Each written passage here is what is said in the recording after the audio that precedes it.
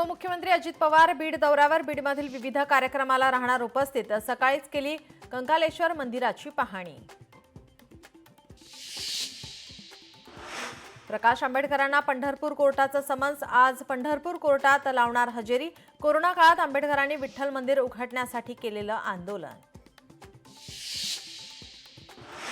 अमरावतीत युवक काँग्रेसचं आंदोलन। अवैध धंदे वाढत्या गुन्हेगारी विरोधात काँग्रेस आक्रमक।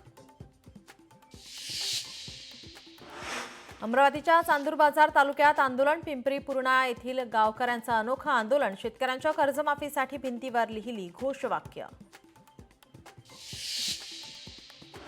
नवले हॉस्पिटलमधील कर्मचाऱ्यांचा संप मागे। 15 दिवसात रखडलेल्या 8 महिन्यांचा पगार मिळणार।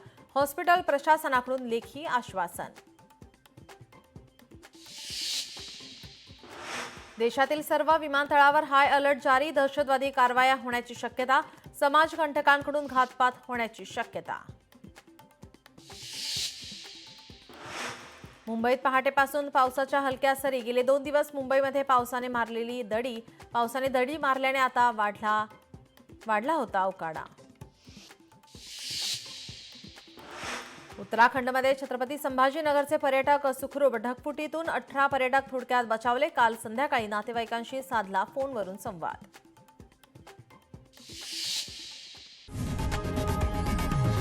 लोकशाही मराठी ऐका, पहा, जागरूक रहा।